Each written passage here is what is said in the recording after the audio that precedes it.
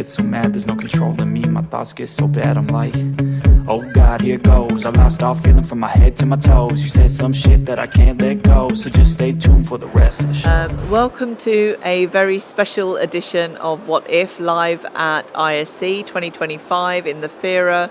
We are very grateful to Midwich Group, who have created this beautiful studio space that you can see, and I'm delighted to huge thank you to Karen especially for getting things organised, and to my wonderful friend Chris Netto.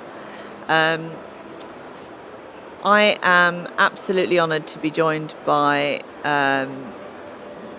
our renowned industry author, Denise Hughes, who, if you don't know by now, wrote a book. So if you haven't got your copy, why haven't you? What are you waiting for? We're actually going to be signing some copies as well today. So by the time this goes out, you probably miss your chance, but there probably will be some other opportunities to get your hands on a signed copy. We haven't seen a book about the industry actually ever. I've been in the industry for about 20 years, and we all tell stories about how we fell into AV, and there's lots of stories from lots of wonderful people who've contributed to the book. This is a really good, I think, really good overview of what our industry is about and how to navigate it, I guess. So firstly, thank you so much, Denise, for writing this, but thank you for joining me. Oh, thank you, Ifa. I'm really, really chuffed that you've invited me, and thank you to Midwich, because this is incredible. What a setup. It's like this. It's great. It's really great. Really, really good. When you first came up with the idea of the book, I think there wasn't anybody who tried to talk you out of it. Everybody was really, I think, you were quite supportive. Would you agree? Oh, totally. And I really needed that support, actually, because it was something that was personally pushed me out of my comfort zone, and you do worry about getting it right and justifying the industry well, and if you're going to miss something, or are you going to do the industry justice? And it was a very new territory, but that's one of the great things about our industry, is it's very supportive, and that was a great example of it. You're absolutely right, and I think none of us really realise, it's one of those things, isn't it? You don't know what you're missing until you stumble on it. We don't know what we don't know, right? No. So, I mean, all the years, how many years have you been in the industry? A long time. So 25 years. Why has it taken us so long to actually come up with something like this? It's crazy. Yeah, and I mean, through 25 years, when I first started in the industry, friends would say, well, what's AV? What are you doing in this new role? I'd gone to Sanyo at that time. And that question is still happening.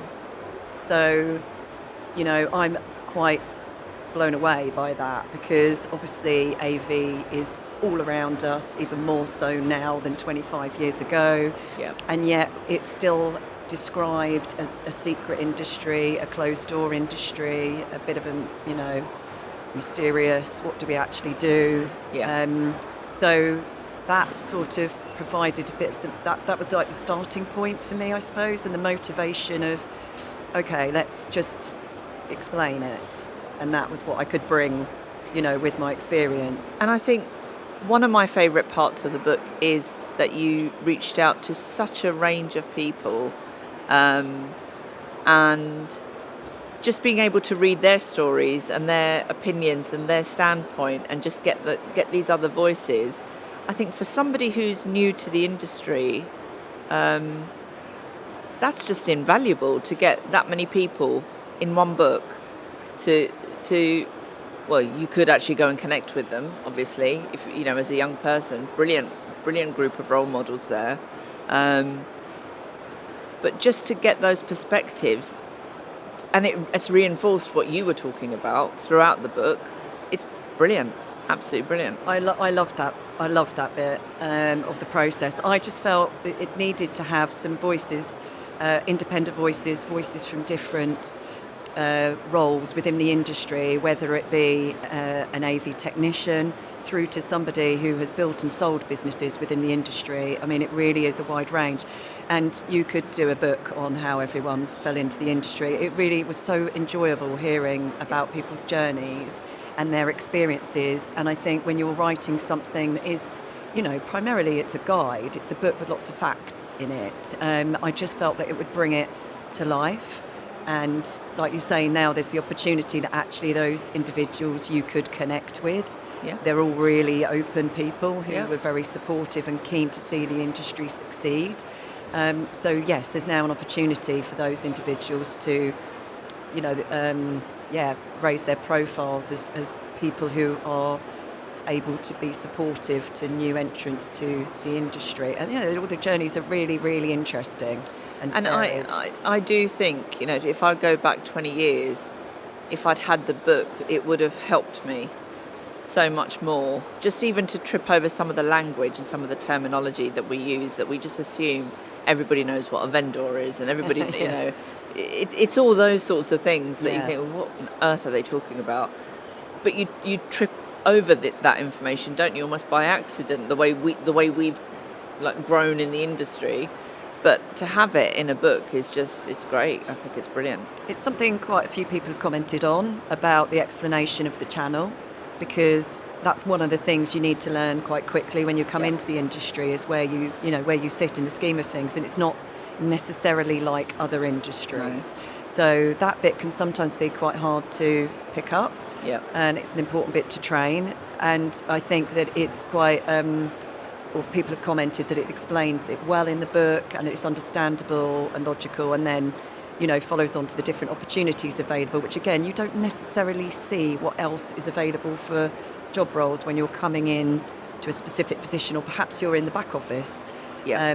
And so you're not getting visibility to the broader industry and what it's all about. That was a seamless transition into my next question, because obviously with my podcast, I focus on different areas of DE&I and discrimination, and the world is quite a fragile place in terms of DEI at the moment. Who would have thought? But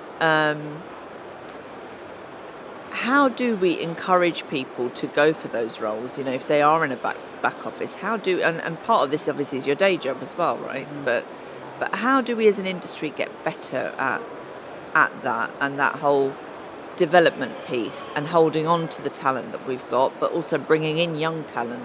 I know that's a lot of questions wrapped up in one. Well, I think, there's many ways to show staff that they're valued, and you're right, it's super important to retain the people that we've got. It's really costly, and I don't mean just a recruitment agency fee, but really costly to be hiring new people in. So, lots of different initiatives like flexible working, team building activities, mentoring schemes, continuous learning, all these things help people to feel valued.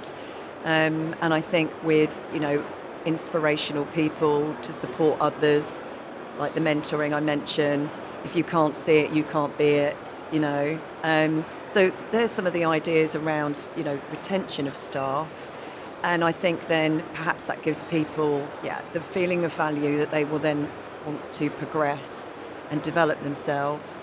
Access to certifications and qualifications, ongoing training and continuous learning is another area. With the new talent, it's really a grassroots level thing. Yeah. Well, two things really. Grassroots level, so having more partnerships with educational institutions, communicating the message, giving younger people, the information about the technology, what a great industry, what a great place to be it is, Yep. and forging those partnerships.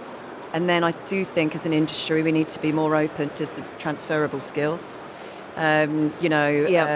Yes, the diversity piece too.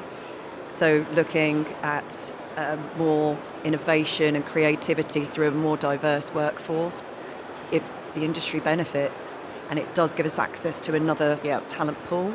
The transferable skills, we're as a recruitment agent, a specialist, of course people come to us for experienced AV people, but I think, we're needing to support others to come in and learn about AV and bring those skill sets. So I know that's a long answer as well. And I think we as an industry are not the greatest at succession planning. I just think, we are an aging industry. When we even if you look across the hall, there's not that many young people around still, and you're absolutely right. I think often employers think, but I want someone with experience. I want someone who can come in and do the job, instead of actually being a bit proactive. So if a vacancy does open up, instead of just replacing like for like, why not actually use the opportunity to just think, okay, well, what do we need? What skills have we got? What can we move around?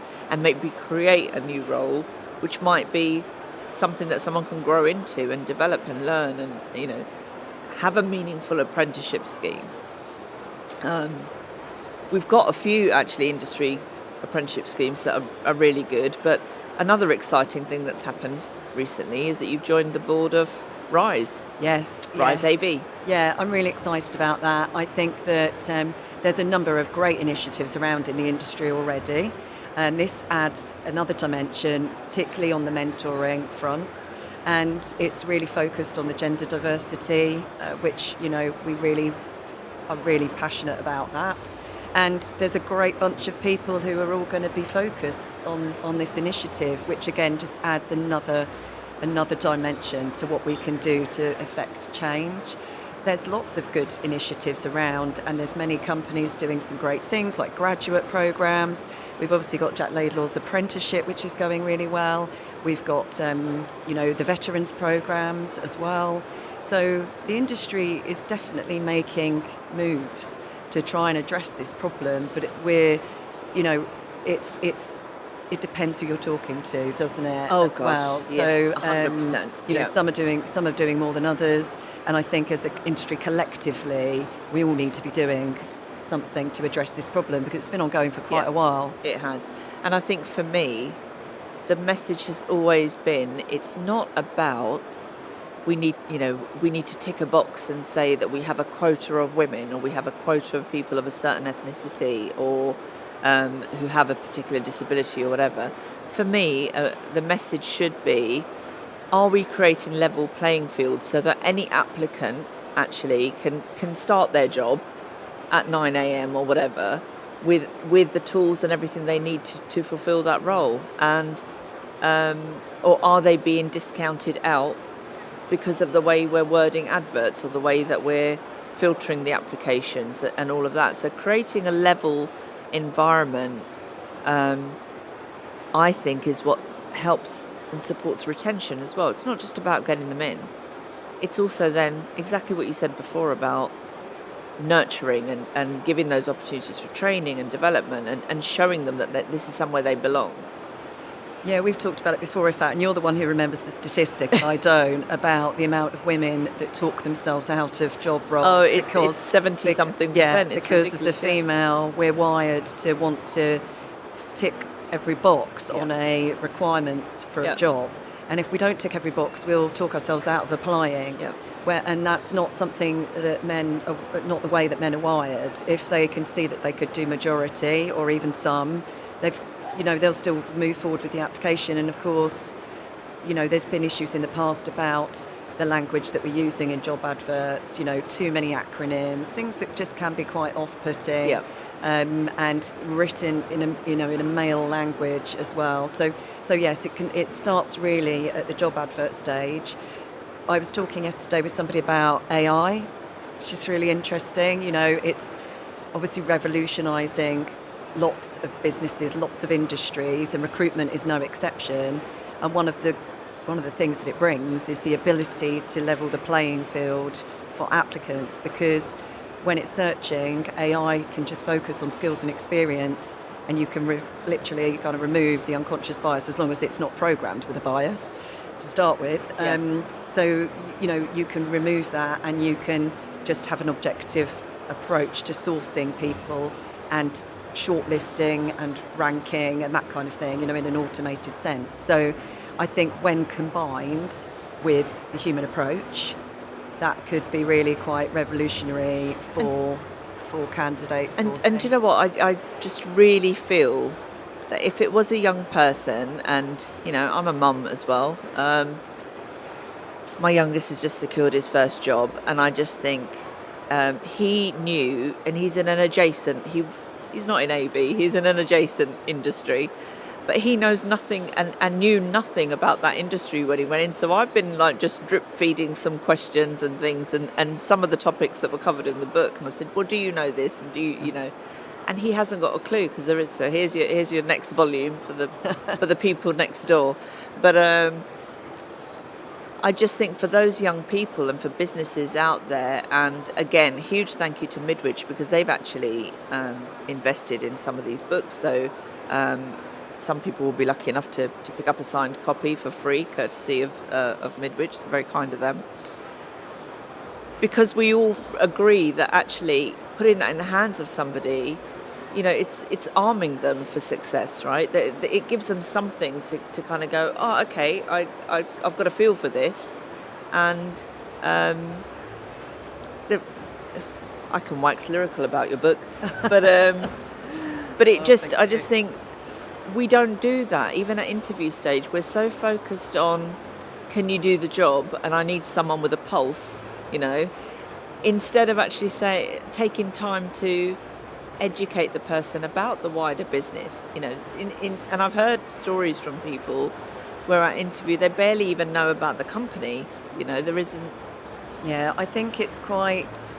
People have commented from other industries, that it would be a useful guide if you could translate it across to other sectors or do something similar in other sectors. A client of mine the other day actually told me that they'd used the book they were using it for training some new starters, and he said that he thinks it's saving them 3 to 4 months of training time on the industry, because of course the primary focus for them, as you say, is getting them onboarded with the company, getting them onboarded with their role, and the industry training tends to kind of just be drip fed in over a period of time, whereas actually you can pick up a lot of useful information about the industry, within the guide. I think it's largely like a guide. Yeah. So that was really interesting and really useful to just see how it's being used and benefiting. Has the year? So it's been about a year since you first. I started. Yeah, this time last year. This time last year, right? Because I remember you talking about it, and. Is this where you thought it would be, or what did you think, or did you? I think have a vision for it. Yeah, I think if I'm honest, I focused just on getting it written, and I don't think I didn't really think about what might happen after. So once it was launched, and perhaps I should have planned better for what was going to be happening, but I didn't really know where it was going to go. And of course, you can't help but have like those doubts of, will people like it? Will it be useful? And I think there's still work to be done I really want to get it into the education system. Yeah. So I keep saying that, and people in the industry have been supportive with ideas on how to do that.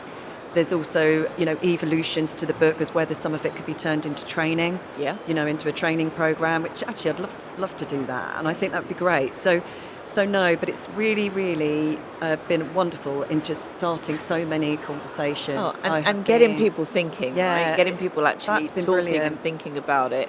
Because often, and I also do really believe people's intentions are generally quite good. Totally. But sometimes it's not about intent, and this is where unconscious bias and everything comes in as well, right? It's not. It's actually just waking people up to something, putting a little light on and saying, have you thought about this? And what a gift to every HR person in the business as well, right? If you're in HR and you haven't got a copy of this, why not? I'm asking you again. So it's great. So when can we expect the next edition?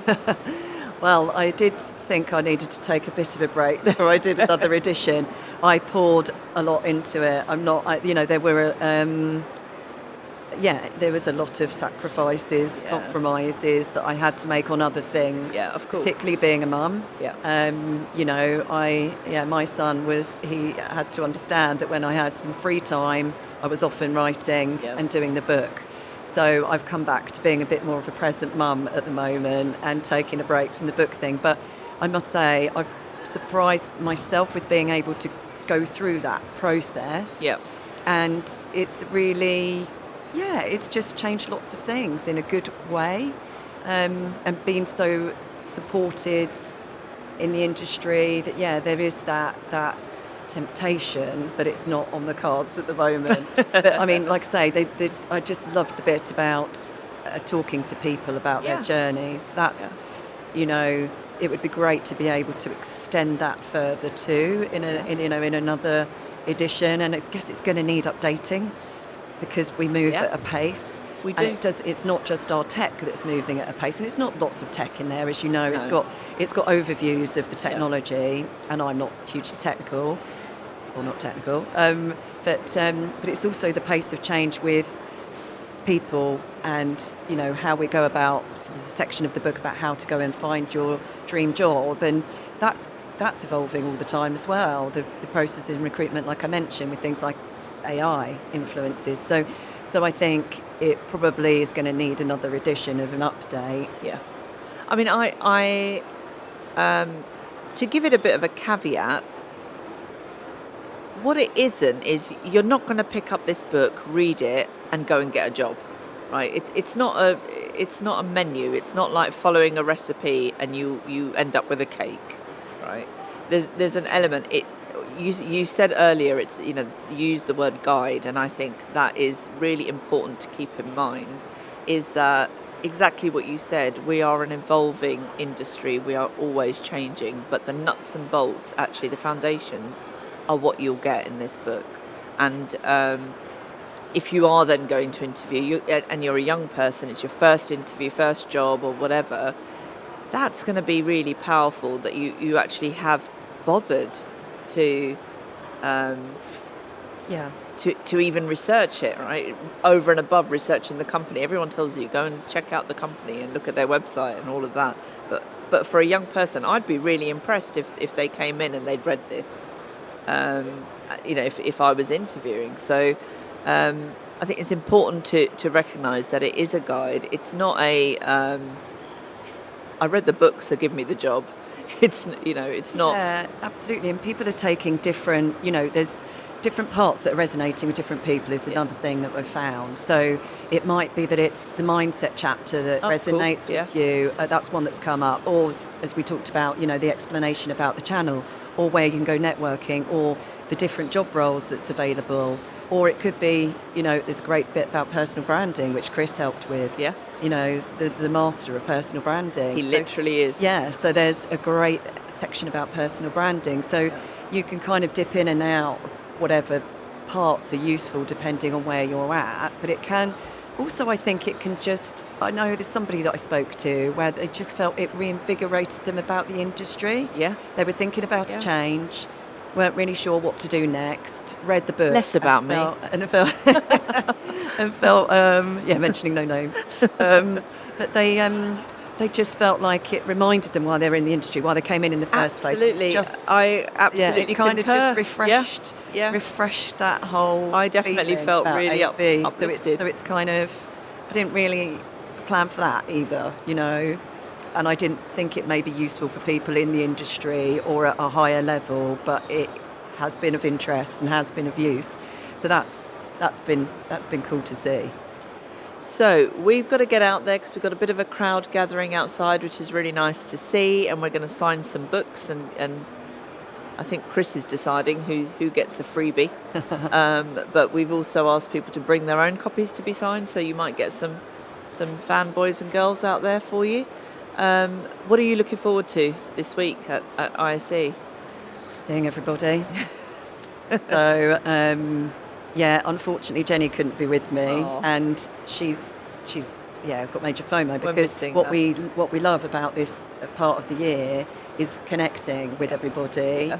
because we're such a people industry Yeah. and there's so many, lifelong friendships that Yeah. are made, so many great connections, and I think it's really exceptional for that.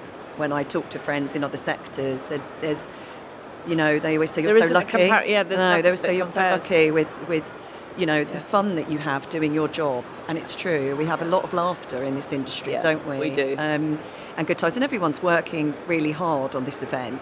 Yeah. Whatever your role is in Absolutely. the event, Yeah. but to be able to connect with people from all around the world. And there's a camaraderie you get with your tired feet and your achy back and your and your sunglasses on by a day pack of 2. voice. Yeah. But thank you so much for taking Thank you time for out having to, me. I really to talk. appreciate it. And let's get out there and get you meeting your fans. Thanks, Ifat. Thanks, you. everyone. See you next time. I don't ever slow up, no I don't take shit. I got no love for the fakeness. If you wanna play tough and wanna hate this, I'll always show up. I don't ever slow up, no I don't take shit. I got no love for the fakeness. If you wanna play tough and wanna hate this, I'll always show up and make a statement. I don't ever slow up, no I don't take shit. I got no love for the fakeness. If you wanna play tough and wanna hate this, I'll always show up